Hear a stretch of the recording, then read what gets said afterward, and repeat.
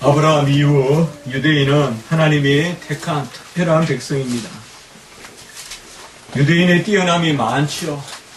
그들은 부지런한 민족이고 또 지혜로운 민족이고 여러 가지로 단합을 잘하고 지금 세계 어떤 민족보다 단일 민족으로 가장 뛰어난 민족은 누가 뭐라 해도 두말할 것 없이 유대인이라고 생각합니다.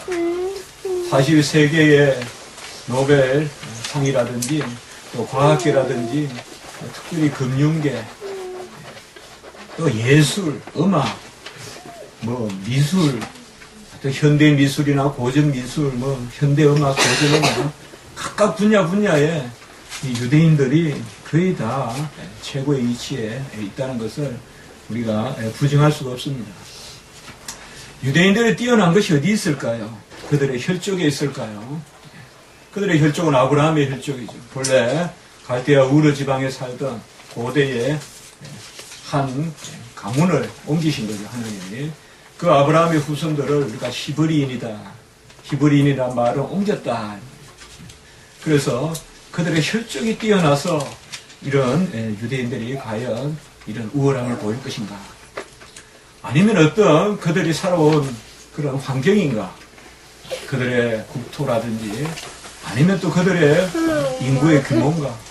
아무리 봐도 어떤 자연적인 조건들, 여건들 이런 것들로 유대인들이 최고가 될 그런 소양은 없습니다. 유대인들의 최고인 것은 다름이 아니라 그들이 하나님의 말씀을 맡았기 때문이다. 로마서 3장 1절과 2절에는 그렇게 말하고 있습니다. 유대인의 나음이 무엇이며 할례의 유익이 무엇이냐? 범사에 많으니 우선은 그들이 하나님의 말씀을 맡았음이니라.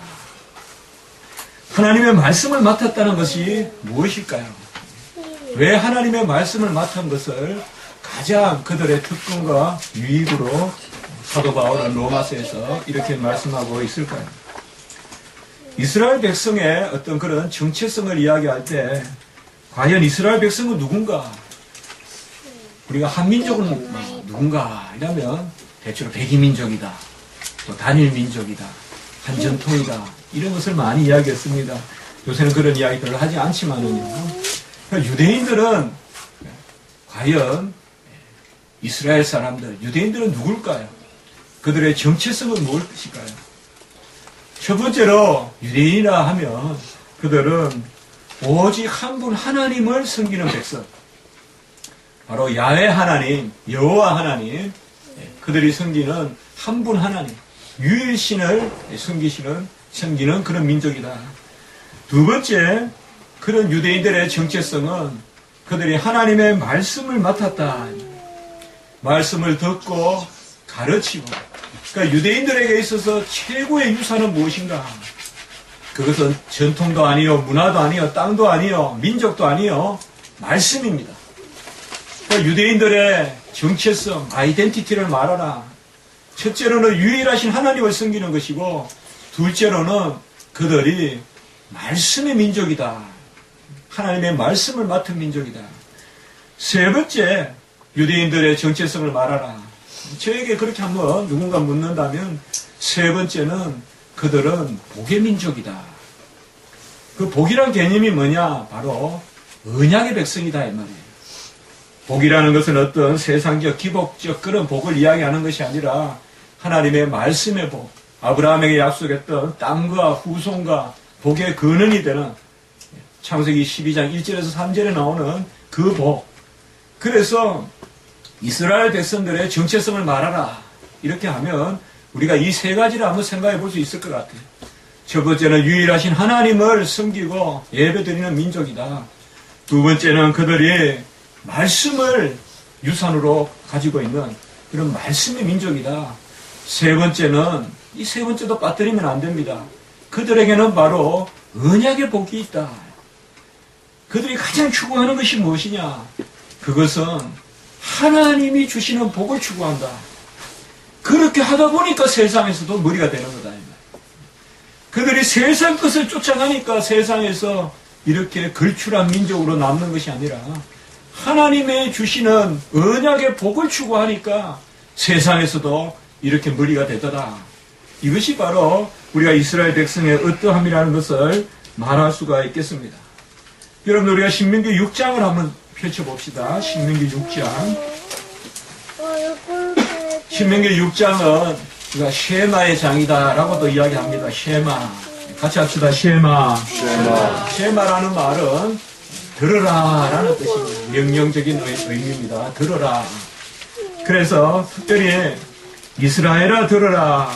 이게 신명기 6장 4절 꼭 기억해야 될 말씀이 6장 4절에 이스라엘아 들으라. 이것을 우리가 이스라엘 말로 바로 히브리어로 쉐마. 그래서 이스라엘아 들으라. 4절의 후반부에 보면 우리 하나님 여호와는 오직 유일한 여호와시니 너는 마음을 다하고 뜻을 다하고 힘을 다하여 내 하나님 여호와를 사랑하라. 4절 5절이 바로 뭐예요? 유일신. 오직 하나님만을 섬기는 거죠. 4절 5절. 들으라 이스라엘아, 혹은 이스라엘아 들으라.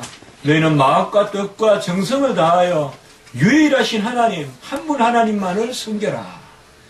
그리고 6절로부터 9절에 보면 오늘 내가 명하는 이 말씀을 마음에 새기고 자녀에게 부지런히 가르치고 집에 있든 길에 가든 누워있든 일어나든 이 말씀을 강론하고, 그러니까 말씀을 가르치고 말씀을 강론하고, 강론이란 말은 풀어서 설명해 주란 말이에요. 누워있을 때다 이 말은 잘 때나 또 일어날 때나 집에 있을 때나 길에 갈 때나, 그리고 8절에 보면 그것을 손목에 메고 또 눈썹 사이 미간 사이에 그 말씀을 붙여라. 이 말은 항상 말씀을 떠나지 마라. 우리가 생각하려면 항상 중심이 눈에 있잖아요. 그러니까 무엇을 보려면 말씀 중심으로 봐라. 그러니까 눈에 말씀을 붙여라. 그러니까 이렇게 경문이라고 해서 붙여라. 그리고 손목에 말씀을 차라. 이 말은 손목은 뭐예요? 우리 행동하는 거잖아요. 그러니까 보거나 행동할 때 항상 말씀 중심으로 하라. 그래서 미간 사이에 말씀을 차고 그리고 손목에 말씀을 꿰고 그렇게 살아라. 그리고 9절에 보면 내 문설주와 바깥문에 말씀을 기록하라. 덧문인데 안에 문에도 말씀을 기록해 놓고 바깥문에도 말씀을 기록해 놓아라. 그래서 6절과 9절에는 말씀의 민족이다. 그리고 넘어가서 우리가 마지막 6장, 신명기 6장 마지막 24절, 25절에 보면 여호와께서 우리에게 모든 규례를 지키라 명령하셨으니 우리 하나님 여호와를 경외하여 항상 복을 누리게 이하시며, 바로 여기에 복이라는 말이 나오죠. 항상 여호와를 경외하고 복을 누리게 하고, 5절 마지막 부분에 보면 이 모든 명령을 지켜 행하는 것이 여호와 앞에 의로움이다.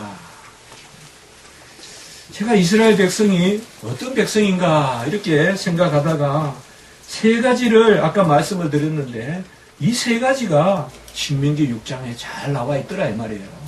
그래서 6장 4절과 5절에 보면 유일하신 하나님만을 섬겨라. 들으라 이스라엘아, 쉐마. 이게 바로 이스라엘 민족의 가훈이고 가정교육이에요. 들으라 이스라엘아, 들으라 이스라엘아. 첫 번째는 여호와 하나님만 섬겨라. 두 번째는 말씀을 떠나지 마라.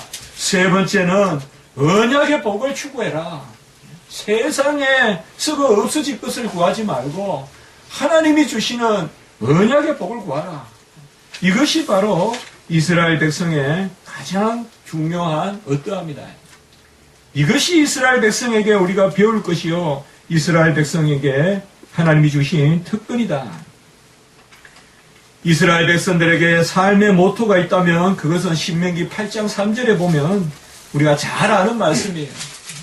이건 어릴 때부터 예수님도 들어서 이 말씀 가지고 지난주에 우리 남삼수 목사님 설교하셨는데 시험 때 이기셨죠. 무슨 말씀이에요? 사람이 떡으로만 사는 것이 아니요 여호와의 입에서 나오는 모든 말씀으로 산다. 우리가 이 말씀 잘 알죠. 그러나 이 말씀을 한번 새겨보세요. 하루 종일 삶을 살 때 사람이 떡으로만 사는 것이 아니라 여호와의 입에서 나오는 모든 말씀으로 산다. 이게 이스라엘 백성들의 모토예요. 우리가 하루 종일 이 말씀을 가지고 산다면 아마 하나님이 우리를 높이 들어 세우실 거예요. 사람이 떡으로만 사는 것이 아니요. 얼마나 떡으로만 산다고 생각해서 떡에 걸려 넘어집니까? 떡으로만 산다고 생각하니까 떡이 없으면 절망하고 떡이 있으면 그저 기뻐하고 이러한 아주 거한된 삶을 살지 않습니까? 그러나 사람이 떡으로만 사는 것이 아니요 여호와의 입에서 나오는 말씀으로 산다. 이것을 하루 종일 우리가 새긴다면 그게 우리 집안의 가훈이 되고 오늘 여기 새로 결혼한 분도 오셨는데 제가 아까 말씀만 들었는데 새로 결혼하신 분들도 사람이 떡으로만 사는 것이 아니라 하나님의 입에서 나오는 말씀으로 산다. 이것이 바로 이스라엘 백성의 어떠한 우리나라 민족 전체가 이렇게 산다고 해보세요. 한국이 세계에서 최고 민족이 안 되겠어요. 우리 자녀들도 공부합니다. 화학도 배우고 물리도 배우고 수학도 하고 영어도 배우지만은 그것으로 사는 것이 아니라 그것도 하나님이 필요해서 이 땅에서 주시는 지식이지만은 그것으로 사는 것이 아니라 학교에서 배우는 그것으로 사는 것이 아니라 하나님의 여호와의 입에서 나오는 말씀으로 산다. 이것을 새긴다면 우리 자녀들이 얼마나 지혜롭고 아름답게 자라겠습니까? 우리 주님께서는 이 땅에 오신 것이 이러한 말씀을 폐하러 오신 것이 아니라라고 오늘 17절에 마태복음 5장 17절에서 말씀하고 계시는 것입니다. 내가 율법이나 선지자를 폐하러 온 줄로 생각하지 말라. 구약 때부터 쉐마 이스라엘아 들으라 그 말씀을 폐하러 온 것이 아니다. 주님을 대적하는 사람들은 바로 주님이 가장 철저히 말씀대로 사니까 오히려 주님을 비판하면서 안식일을 범한다 그러고 정결례를 범한다 그러고 죄인과 세리와 창기와 더불어 먹고 마신다 부정하다 저주하고 막 이런단 말이에요. 그래서 사람들은 마치 예수님이 이 땅에 오셔서 회개하라 천국이 가까웠느니라 하니까 그 천국이 말씀을 폐지한 천국, 이제는 말씀 안 들어도 되는 그런 천국인가, 그렇게 사람들이 오해를 했단 말이에요. 예수님은 말씀을 부정하는 사람이다, 그렇게 오해를 했는데 오늘 바로 주님께서는 산상보훈에서 가장 중요한 말씀 중에 하나, 바로 오늘 17절에 보면 내가 율법이나 선지자를 폐하러 온 것이 아니라 오히려 완전하게 하려 함이니라 라고 이렇게 말씀하고 있습니다. 율법과 선지자라는 말은 바로 구약의 말씀 전체를 이야기하는 것입니다. 그래서 율법과 선지자만 피하지 않는 것이 아니라 바로 율법서, 역사서, 지혜서, 선지서, 크게 우리가 구약을 네 종류로 율법서는 이제 모세오경, 그 다음에 역사서는 여호수아부터 쭉 계속되는 게 역사서, 그 다음에 지혜서는 시편, 잠언, 욥기, 또 예레미야, 애가, 이런 것은 이런 것은 지혜서죠. 아가서, 이게 지혜서, 전도서, 그리고 이제 선지서. 그러나 이것을 더 한축에서 두 단어로 이야기하라면 성경에서 율법과 선지서 혹은 율법과 선지자라고 이야기합니다. 그래서 여기에 율법과 선지자라는 말은 전체 말씀을 이야기합니다. 주님이 율법을 폐지하러 오신 것이 아닙니다. 율법은 하나님이 주시는 하나님의 택한 백성들의 삶의 길입니다. 율법에는 하나님의 어떠하심이 기록되어 있고 하나님의 뜻이 기록되어 있습니다. 여호와의 율법을 묵상하면 여호와를 알게 되고, 여호와의 율법을 묵상하면 나를 향한 여호와 하나님의 뜻을 알게 됩니다. 모세오경에 이를 기록하게 하셨고, 율법을 하나님은 2번이나 베풀어 주셨죠. 출애굽기에서도 율법을 주셨고, 한 번 더 주신 것이 뭐예요? 바로 신명기에서 율법의 말씀을 또 주셨죠. 그 모든 율법의 요약이 십계명이고, 십계명을 또 요약하면 우리가 매주 새기면서 읽듯이 하나님 사랑과 이웃 사랑이다. 모든 율법은 하나님 사랑과 이웃 사랑입니다. 율법이 악한 것이 아닙니다. 율법은 거룩하고 선하고 의로운 것이고 신령한 것입니다. 로마서 7장 12절, 14절, 16절에 보면 율법은 거룩하고 의롭고 선하고 신령한 것입니다. 율법이 악한 것이 아니라 죄가 그 법으로 저주가 되게 하는 것입니다. 법이 나쁜 것이 아니라 죄가 나쁜 것이죠. 그러므로 우리 죄는 없이 해야 되지 법을 폐지하려고 하면 안 돼요. 내 죄 때문에 법을 없애려고 하는 것, 그것이야말로 멸망의 길이에요. 내가 죄를 지었을 때, 법에 비추어 죄를 지었을 때 회개하고 그 법을 다시금 법대로 살려고 할 때, 그때 우리에게 은혜가 있는 것이지. 내 죄를 합리화하면서 하나님의 법을 없애려고 하는 것, 이게 바로 율법을 폐지하는 거예요. 그런 율법을 폐지하는 것은 절대 잘못된 것입니다. 디모데전서 1장 8절에 보면 율법은 사람이 그것을 적법하게 쓰면 선한 것임을 우리가 아노라 라고 이렇게 말하고 있어요. 법이 너무 즐거운 것이에요. 꿀송이 같이 달아요. 법을 통하여 하나님은 어떻게 자기 자신을 드러내실까요? 하나님의 얼굴이 있어요? 없어요? 여러분들이 1년 내내 하나님의 얼굴 보여달라 해보세요. 안 보여주세요. 왜요? 없기 때문에. 하나님이 등이 있어요? 손이 있어요? 없어요. 하나님은 그렇게 제한적으로 공간에 갇히지 않아요. 얼굴이 있다 하면 벌써 그거는 공간적이잖아요. 시간적이고. 하나님은 그저 영이에요. 물론 하나님이 그렇게 드러나실 수는 있어요. 구약시대 때 하나님이 현현하셨듯이. 그러면 어떻게 우리가 하나님을 만납니까? 하나님을 만나는 가장 중요한 길이 바로 그의 법을 묵상하는 거예요. 여호와를 어떠하심을 알면 그게 하나님을 만나는 거예요. 너희는 거룩하거라 명령하시면 하나님은 거룩하신 분이에요. 그러면 하나님을 만난 거예요.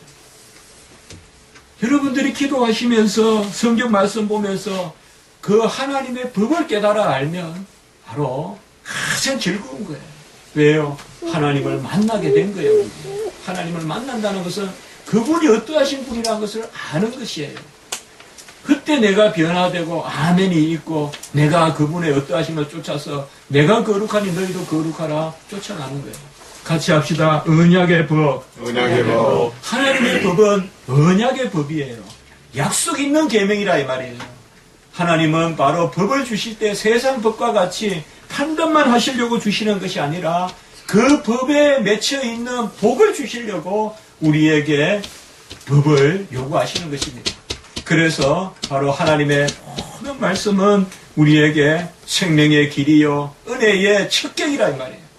그곳에서 바로 포도송이와 같이 언약의 열매가 맺히는 것입니다. 이 율법을 하나님이 아들을 통하여서 완성하시려고 주님을 이 땅에 보내주신 것입니다. 그리고 선지자는 뭘까요? 바로 구약의 선지자는 특별히 이 율법을 따라서 살아가는 길을 제시한 사람들이에요.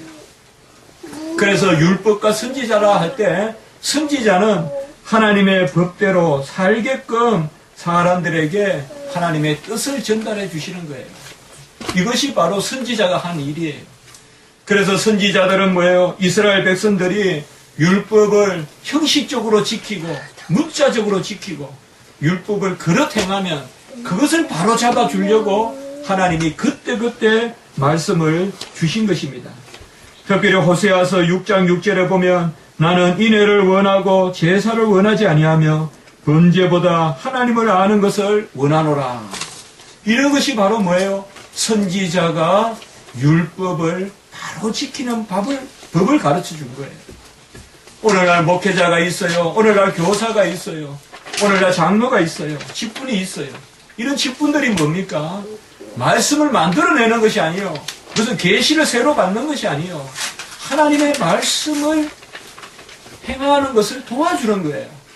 하나님의 말씀을 풀어주고 그릇 하나님의 말씀을 지나치게 문자적으로 해석하거나 형식적으로 해석하면 하나님의 말씀의 영적인 의미를 가르쳐주고, 이런 것이 바로 오늘날 목회자가 하는 일이고 교사가 하는 일이라면 이것을 한 사람이 바로 구약에는 선지자입니다. 그래서 주님은 이 땅에 오셔서 말씀을 폐지하러 오신 것도 아니요, 선지자와 같이 말씀을 더 자세히 가르쳐주고 설명해주고, 그리고 그 말씀을 있는 그대로 우리에게 알려주시고, 그리고 그 율법을 완성하러 이 땅에 오셨다는 것입니다. 하나님의 말씀은 변개치 않습니다. 구약에 있었던 말씀이 신약에 없어지고 그렇게 하지 않습니다. 그때그때 제도와 그때그때 형식은 하나님께서 주시고 폐하기도 합니다. 그러나 영원한 십계명, 도덕의 율법은 폐하지 않습니다. 하나님이 이 땅에 오셔서 그 아들 예수를 통하여 율법을 완성시킨 것은 바로 그 율법을 우리 마음에 새겨주기 위한 것입니다. 구약시대 백성들은 아직까지 이 하나님의 법을 10년 가운데 새기지는 못했습니다.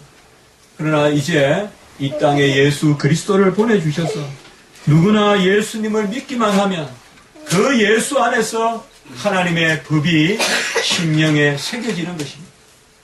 이것을 예레미야 선지자는 31장, 예레미야 31장 33절과 34절에 이미 예언한 것입니다.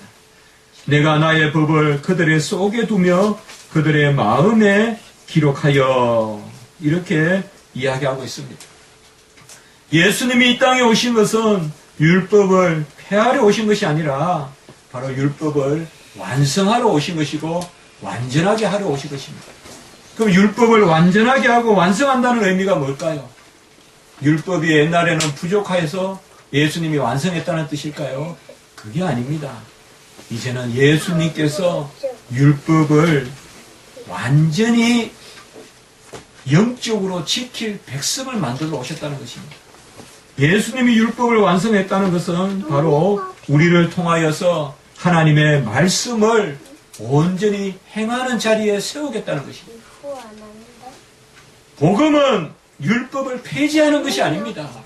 복음은 율법대로 사는 것입니다. 하나님의 법이 내 속에서 완성된 것이 바로 복음입니다. 옛날에는 하나님의 말씀을 지킬 수 없어요. 그러나 이제 예수 그리스도가 이 땅에 오셔서 모든 것을 다 이루셨기 때문에 우리가 예수의 그 은혜로 말미암아 하나님의 말씀을 지키게 되는 것입니다. 그러므로 예수님이 이 땅에 오심으로 말미암아 율법을 폐한 것이 아니라 율법의 1.1핵이라도 폐하지 아니하고 다 이루셨습니다. 오늘 18절의 말씀에 보면 천지가 없어지기 전에는 율법의 1.1핵도 결코 없어지지 않고 다 이루리라 라고 이렇게 말씀했습니다.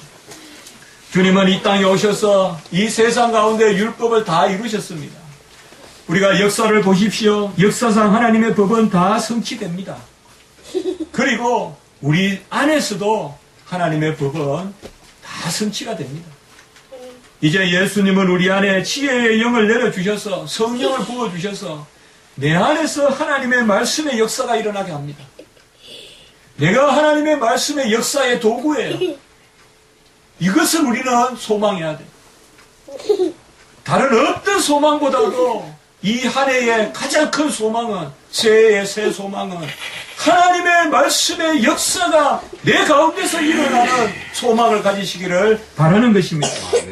하나님의 말씀의 역사가 내 안에서 일어나야 돼요. 하나님의 말씀의 역사가 일어나는 장소가 내 심령이 돼야 돼요. 그것이 바로 뭐예요? 율법을 완전하게 하셨다는 뜻이에요. 이제는 율법을 형식적으로 지키는 것이 아니라 하나님의 법을 우리가 심령 가운데 지키게 하신다는 거예요. 그러므로 천국에서는 누가 큰 자냐 이 말이에요.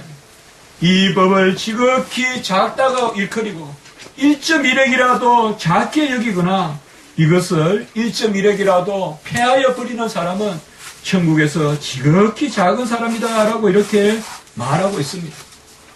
세상에서는 문벌로 학벌로 어떤 가진 것으로 계급을 정한다면 하나님 나라의 질서는 한 가지밖에 없어요. 하나님 나라의 계급은 없어요, 여러분들. 다만 상급은 있어요. 상급에 크고 작은 것은 있는데 하나님 나라의 상급은 꼭 한 가지밖에 없어요. 말씀이에요. 말씀 외에는 하나님 나라의 상급 없어요. 이 땅에서 무슨 대통령을 해도 하나님 나라의 질서의 앞에 서는 거 아니에요. 말씀이 바로 하나님 나라의 높은 거예요. 말씀을 듣고 행하고, 오늘 19절에 보세요. 행하고 가르치는 자는, 누구든지 이를 행하며 가르치는 자는 천국에서 크다 일컬음을 받는다. 바로 하나님의 말씀을 내가 잘 받는 것, 그리고 하나님의 말씀을 잘 가르치는 거예요. 여기에 가르치는 분들도 있습니다. 하나님의 말씀을 가르치는 사람들은 두렵고 떨림으로, 전심으로, 열심으로 가르쳐야 돼요. 하나님의 말씀을 가르치는 자는 얼마나 그것이 중요한 것인지, 천국 문을 여는 일이기 때문에, 그래서 하나님의 말씀을 1.1핵이라도 빼서 가르치면 안 돼요. 아, 내가 살아보니까 이 말씀은 힘들더라. 그러니 안 가르치면 안 돼요. 그것은 은혜의 그런 백성의 모습이 아니에요. 우리는 모든 것이 은혜이기 때문에 하나님의 말씀을 있는 그대로 가르치고 그 가운데 하나님의 은혜의 역사를 기다려야지. 내가 살아보니까 안 되더라. 어떻게 우리가 탐심을 가지지 않을 수 있느냐? 어떻게 우리가 마음으로 음란한 마음을 품지 않을 수 있느냐? 그렇게 할 수 없다라고 가르치면 안 된다 이 말이에요. 바로 오직 하나님이 우리에게 주시는 큰 상급은 말씀의 복입니다. 말씀에 따라서 사시는 여러분 되시기 바라는 것입니다. 하나님의 말씀대로 살아야 복이 임하는 거예요. 모든 성경의 복이라는 개념은 아주 귀한 개념이에요. 복은 인격적 개념이에요. 복은 말씀에 맺혀 있는 거예요. 말씀으로부터 나오지 않는 것은 어떤 것도 복이 아니에요, 여러분들. 같이 합니다. 이 땅에서는 복이요. 이 땅에서는 복이요. 천국에서는 상급이다. 천국에서는 상급이다. 이게 바로 복이에요. 이게 말씀의 복이에요. 말씀은 이 땅에서는 복이요. 천국에서는 상급이에요. 복을 누리고 상급까지 받아요. 그것이 바로 말씀대로 사는 거예요. 말씀에 따라서 말석에 앉으시면 하나님이 상석에 앉는 복을 허락하실 것입니다. 말씀에 따라서 가부와 같이 구하면 하나님이 응답하시는 복을 주실 것입니다. 말씀에 따라서 나중되면 하나님이 먼저 되는 복을 주실 것입니다. 말씀에 따라서 은밀히 구하면 은밀히 하나님께서 갚아주실 것입니다. 말씀에 따라서 빛이 되면 일어나 빛을 비추게 하실 것입니다. 말씀에 따라서 등경이 되면 하나님께서 그 등경을 말 아래 두지 아니하고 동네를 비추는 머리로 사용하실 것입니다. 제가 살면서 확실한 간증이 있어요. 은밀히 구하면 은밀히 갚아주는 것, 말석에 앉으면 상석에 세워주는 것. 여러분, 조금만 겸손해 보십시오. 즉시 하나님이 높여주십니다. 아주 살면서 제가 가장 크게 체험한 게 이런 부분입니다. 은밀히 구하면 은밀히 갚아주시고 말석에 앉으면 상석에 세워주시고 한번 자기 부인해 보십시오. 하나님이 얼마나 우리를 인정해 주시는지. 자기를 부인하면 하나님이 인정해 주세요. 나를 앞서면 안 돼요. 나는 겸손히 낮아져야 돼요. 절대 숨기세요. 절대 오른손이 한 것을 왼손이 모르게 하세요. 그것을 딱 이야기하는 순간 보면 다 흩어지고 말아요. 천국 산 것 다 없어져요. 절대 끝까지 숨기세요. 말씀대로 행하세요, 여러분. 말씀을 붙들고 말씀에 아멘 하면서 말씀대로 살려고 할 때 그 말씀에 복을 주신다 이 말이에요. 이것이 성도들의 언약의 복이에요. 이외에는 복 없어요. 이 복을 누려야 돼요. 말씀대로 가난한 심령을 가지면 천국이 저희 것이요. 말씀대로 애통하면 위로를 받는 복을 주실 것이요. 말씀대로 온유하면 땅을 기업으로 받을 것이요. 이 팔복이 전부 다 이 말씀의 복인 것이에요. 말씀대로 긍휼히 여기면 긍휼히 여김을 받고 말씀대로 의에 줄이고 목마르면 말씀대로 배부를 것이요. 전부 다 우리가 말씀에 비추어서 성도의 삶은 말씀에 비추는 삶입니다. 우리의 의가 20절에 보면 오늘 마지막 말씀에 너의 의가 서기관과 바리새인보다 낫지 못하면 결코 천국에 들어가지 못하리라 라고 이렇게 말했습니다. 서기관과 바리새인보다 나은 의가 뭘까요? 서기관과 바리새인은 어떤 사람일까요? 그들은 외식하고 그들은 남을 잘못 이끄는 독사의 자식들이고 그렇게 많은 회칠한 무덤이고 마태복음 23장에 보면 특별히 서기관과 바리새인들을 예수님이 크게 질책했잖아요. 특별히 오늘 여기 말씀에서 서기관과 바리새인들은 바로 우리가 17절에서 19절까지 비추어 봤을 때 서기관과 바리새인들의 어떤 부분이냐, 이것은 바로 그들이 말씀을 가감하는 거예요. 자신들의 형편에 따라 자질에 따라 말씀을 덧붙이기도 하고 빼기도 하는 것입니다. 이 바리새인이란 말이 본래 말씀을 해석한다는 뜻이에요. 그래서 이 서기관과 바리새인들은 말씀을 해석하면서 자기들이 유리한 것은 자꾸 만들고 자기들이 하기 싫은 것은 폐하여 버린 것입니다. 이게 바로 서기관과 바리새인들의 모습이에요.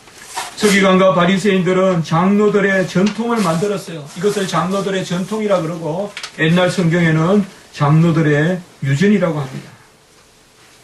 이 장로들의 유전에 보면 하나님의 말씀을 폐하고 자기들의 전통을 만든 가장 대표적인 것이 성경에 보면 바로 고르반이라는 것이죠. 고르반.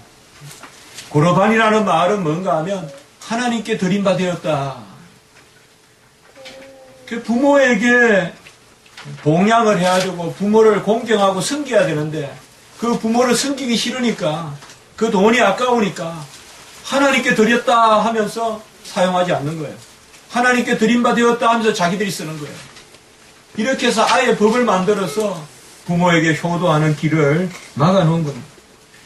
이런 것은 바로 하나님의 명령, 부모를 공경하라는 제5계명을 그들의 유전으로 폐하여 버린 것입니다. 또 거꾸로 없는 것을 만든 것도 많습니다. 성경에 보면 손을 씻고 음식을 먹어라. 특별히 손을 많이 씻으라. 팔뚝까지 손을 씻으라 그러는데 이런 것은 성경에 없어요. 그들이 만든 것이에요. 그리고 바깥에서 시장에서 돌아오면 목욕을 하고 물을 뿌리고 음식을 먹어라. 이런 것들은 다 필요가 없는 것입니다. 여러분 한번 생각을 해보세요. 서기관과 바리새인들은 번듯하게 살만해요. 씻을 만한 물도 있어요. 그러니까 그들은 뭐예요? 바깥에 나갔다 오면 씻어요. 샤워 시설이 좋으니까 씻는 거예요. 그러나 서민들은 씻을 물이 어디 있어요? 물을 기르러 가는 사마리아 여인 같은 사람들이 언제 씻고 또 음식을 먹어요? 전부 다 자기들 편하게 만들어놨다면 자기들은 살만하니까 항상 조심해야 돼요. 여러분들, 우리 성도님들.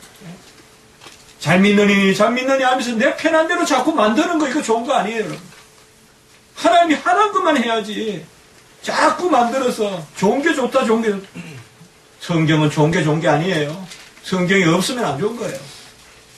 자꾸 만드는 거예요. 이게 얼마나 돼요? 613개나 돼요. 613조나 돼요. 이게 바로 미시나라는 거예요. 미슈나라는 것이요. 미슈나라는 것은 뭔가 하면 성경 외에 입으로 전해 내려오던 전통을 기록한 거예요. 2세기쯤 기록한 건데 거기에 보면 613개나 있어요. 율법이. 이 미슈나를 설명한 것이 바로 탈무드예요. 탈무드는 성경 아니에요, 여러분들. 탈무드는 그저 소설같이 읽으면 되는 거지. 그걸 가지고 마치 구약의 말씀같이 그렇게 보면 안 돼요. 여기 미슈나에 제가 어제 쭉 보면서요. 여러분들이 한 장, 뭐를 내가 어떻게 설명하면 좋을까 하다가 가장 두 가지만요. 미슈나에 이런 게 있어요. 안식일에 아이가 걸을 수 있을 때 산책하는 것은 괜찮아요. 그러니까 우리 교회는 이제 그거 없는데 우리 애녹이 어디 갔죠? 네. 안식일날 아이가 걸을 수 있을 정도는 산책하는 건 괜찮아요. 그러나 안식일날 아이가 제대로 따라오지 못하면 산책하면 안 돼요. 왜요? 노동이니까. 아이를 끌고 가야 되니까 노동이잖아요.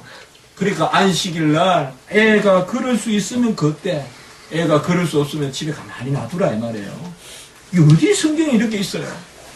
그리고 또 보세요. 안식일날 식사를 하고 숟가락을 헤아리는 것은, 그릇을 헤아리는 것은 가능해요. 그거 일 아니에요. 그릇을 헤아리는 건. 그러나 그것을 썰으면 안 돼요. 안식일에 식사를 하고 그릇을 헤아리는 것은 가능하나 그것을 어디에 기록해 놓으면 안 돼요. 우리 집에 그릇이 25개가 있다. 써놓으면 안 돼요. 이것이 지금 다 미슈나에 나오는 거예요. 아니야. 제가 정말 이스라엘 가니까 전에도 한번 말씀을 드린 것 같은데요. 엘리베이터가 안식일 엘리베이터가 따로 있어요. 안식일 엘리베이터는 1층, 2층, 3층, 4층, 5층, 6층 계속 써요. 왜요? 그걸 버튼을 누르면 일이기 때문에. 안식일 날은 누르면 안 돼요. 그러니까 평소에는 누르고 타고 그래서 5층까지 가면 5층 누르면 되는데 그날은 여러분 다음에 가보세요. 두 개가 따로 있어요. 엘리베이터가. 안식일용이 있어요. 그러니까 이런 것들이 뭐예요? 전부 다 윗선에서 나온 거예요. 자기들에게 편하게 만든 거예요. 왜요? 이러한 것은 서기관과 바리새인의 의, 이러한 장로의 전통 유전은 뭐냐? 내 공로, 내 자질을 중심으로 한 거예요.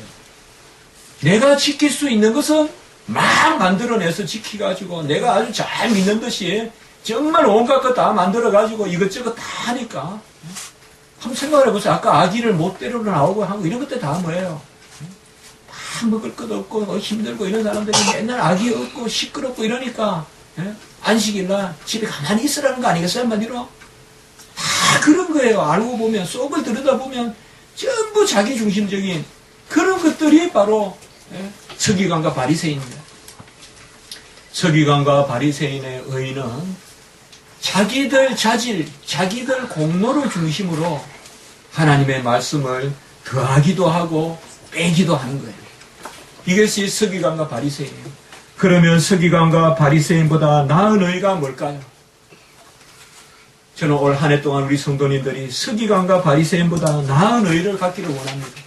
서기관과 바리새인보다 나은 의가 뭘까요? 서기관과 바리새인보다 더 자주 기도하는 걸까요? 더 자주 금식하는 걸까요? 더 많은 법을 만들어서 지킨다고 나서는 걸까요?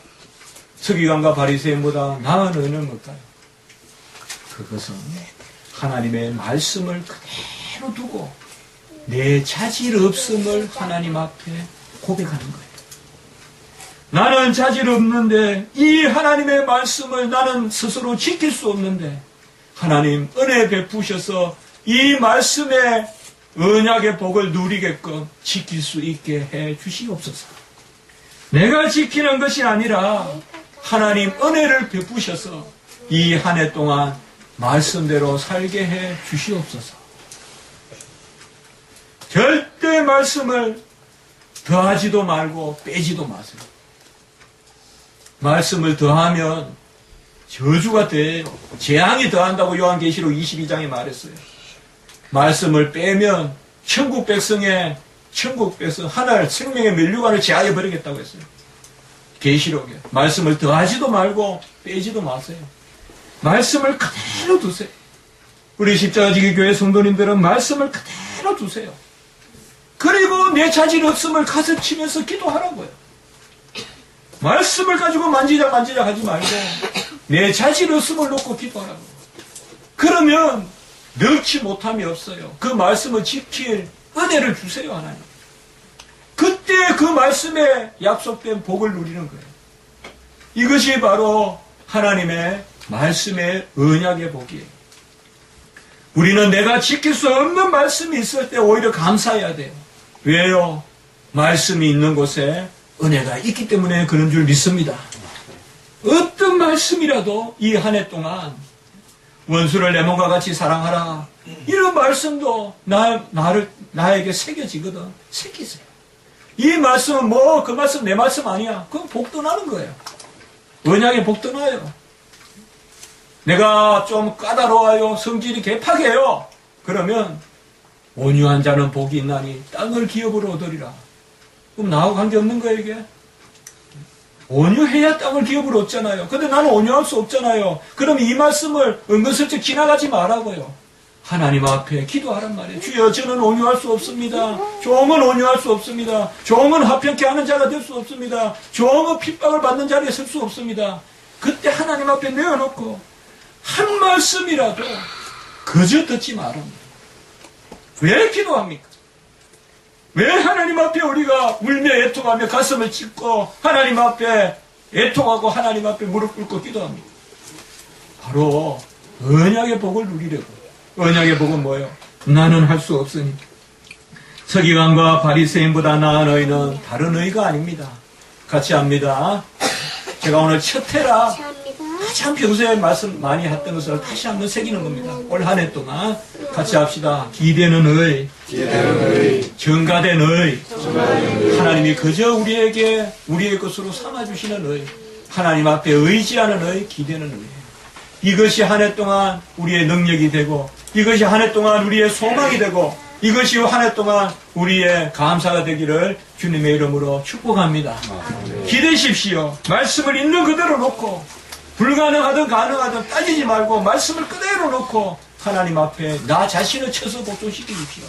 그러면 하나님이 우리를 변화시키셔서 그 말씀을 지키는데 이르게 하실 것이요, 그 말씀의 복을 우리에게 허락하실 줄 믿습니다. 기도드리겠습니다. 하나님 아버지 감사합니다. 우리에게 약속하신 말씀, 다 이루신 말씀, 그 은혜의 복을 허락하여 주시니 감사합니다.